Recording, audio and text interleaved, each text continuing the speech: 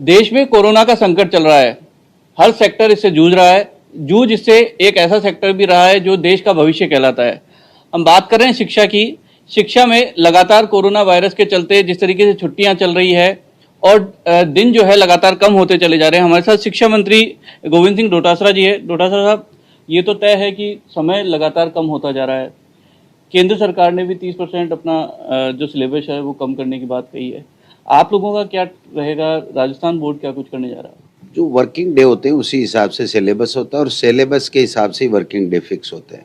लेकिन इस कोरोना वैश्विक महामारी के कारण से हमारे जो पढ़ाने के डेज हैं वो निश्चित रूप से कम हो गए। 1 महीना तो ये जुलाई का ही चला गया है।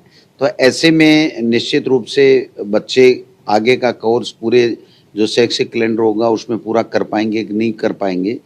तो इसलिए हमने माध्यमिक शिक्षा बोर्ड और RICRT को भेजा है कि आप लोग इसकी समीक्षा कीजिए कि कितने वर्किंग डे में कितना कोर्स किया जा सकता है और अगर हम नहीं करा पाएंगे आगे के शैक्षिक कैलेंडर में तो फिर इसको कौन से भाग को कितना प्रतिशत घटाया जा सकता है। तो निश्चित रूप से ये रिपोर्ट आ जाएगी, उसके बाद में राज्य सरकार इस पर निर्णय लेगी। CBSE में भी तब्दीलियों की बात कही जा रही है। क्या कुछ आप लोगों के पास संदेश आया? क्या कुछ चेंज हो रहा है?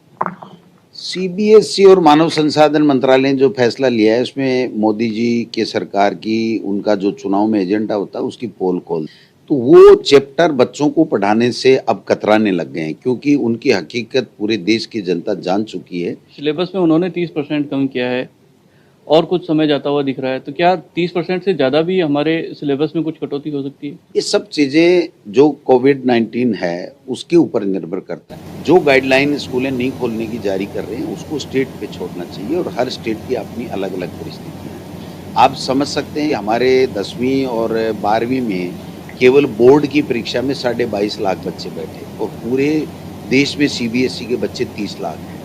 तो इंदौर की जो परिस्थिति है, दिल्ली की जो परिस्थिति है, मुंबई की जो परिस्थिति है, हो सकता है राजस्थान की परिस्थितियाँ नहीं हो। यहाँ ग्रामीण परिवेश का के ज़्यादा लोग रहते हैं। तो मैं समझता हूँ ये स्टेट को देना चाहिए और स्टेट ये देखे कि हमको कब विद्यालय खोलने हैं, किन परिस्थितियों में खोलने हैं, कैसे संक्रमण से बचने के लिए क्या गाइडलाइन जारी करनी है। ये थे गोविंद डोटासरा जी, जो साफ तौर पर कह रहे हैं कि कोविड-19 का असर था। 3 महीने सीधे तौर पर इनको नुकसान हुआ है, पढ़ाई नहीं हो पाई है अब तक। आगे क्या होगा ये आगे आने वाला समय बताएगा, लेकिन जिस तरीके से समय कम हुआ है उसमें भी माध्यमिक शिक्षा बोर्ड की ओर से सिलेबस कम किया जाएगा। इसकी तैयारी पूरी हो चुकी है, लेटर लिखा जा चुका है। हालांकि कितना कम होगा ये आने वाला समय ही बताएगा।